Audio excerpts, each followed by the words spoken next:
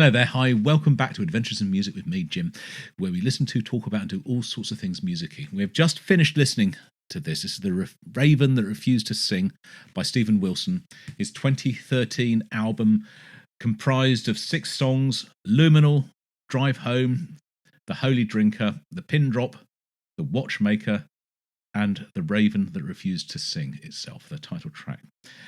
It is a really remarkable, beautiful labour of love, I feel. Stephen Wilson has never shied away from his love of the golden bands of the 70s, your Pink Floyds and Yes and Jethro Tull and Camel and a thousand other progressive rock bands from that era. And he wears his influences on his sleeve, and he really does. This is just an immaculate homage to that era. It's beautiful, absolutely beautiful. There's no there's modern production technique because it is just pristine and beautiful. But the instruments on there are all instruments of the era, and it feels true because of that. There's one little track on here there's some real heavyweights on here. Luminal, oh my lord, what an opener that was. Drive Home and The Holy Drinker are both immense tracks as well. The Watchmaker is huge, and then you've got the bookend at the far end of the last track on here. The Raven Refused to Sing is absolutely iconic, but there's a track in the middle there, the Pin Drop, I just feel kind of gets a little bit lost amongst the greatness of everything else. But all the other tracks are so immense, so towering on the shoulders of each other, that the Pin Drop kind of, maybe it's deliberate, but it kind of just feels a little bit sort of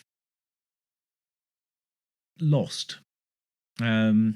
Which is a really strange thing to say for a Stephen Wilson track, because it is still a good song, but because it's standing in such amazing company, it just feels a little bit underwhelming. Beside that, we have got some sensational music here. We've got the merry band of Adam Holzman on keyboards and on the Moog synthesizer. We've got Stephen Wilson himself on guitars, various keyboards, singing, a bit of bass guitar. We've got Nick Beggs on bass guitar, backing vocals, Chapman Stick, Guthrie Govan on lead guitar, and Marco Miniman on the drums. We've also got a little bit of who else has got on here as well? I lost my glasses.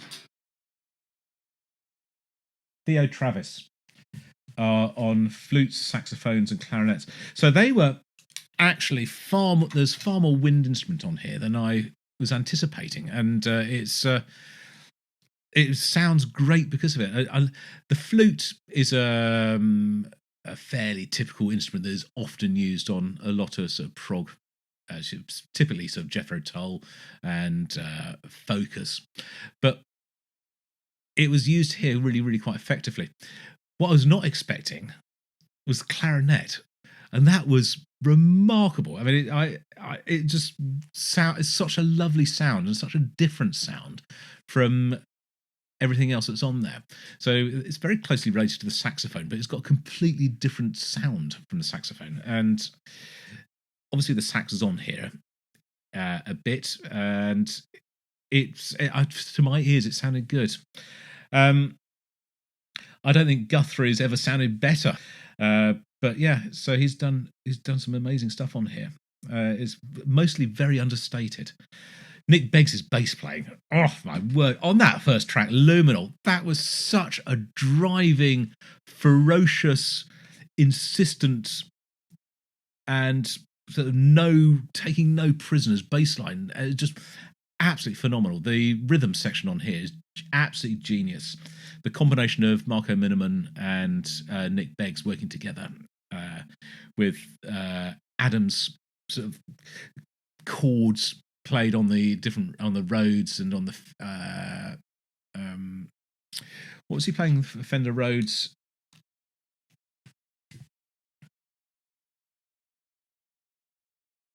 Oh, and Hammond, yeah. Fender Rhodes, Hammond, and the piano. It's a great sound. Stephen's voice is quite vulnerable, I feel. Sometimes it's quite, especially on the last track, The Raven Refused to Sing, it's quite vulnerable sounding voice, and it gets almost sort of drowned out by the instrumentation. As The Raven Refused to Sing, the crescendo builds towards the end. The lone voice of Stephen Wilson singing of the protagonist, the brother who lost his sister as an old man, is kind of almost drowned out by the music, and I think that's probably a deliberate artistic choice. And it sounds really good because of it. Dark, lush, luxurious sounding, absolutely rich, just such a rich sounding record. Alan Parsons being involved in this as the engineer, so I suspect he's sprinkled some of his magic over this. It just sounds brilliant, absolutely brilliant. The Raven That Refused to Sing and Other Stories. I always forget about the and other stories as part of the title of the album. So they're all sort of self-contained little stories. I don't know what the pin drop is about, though. That's the one that kind of just...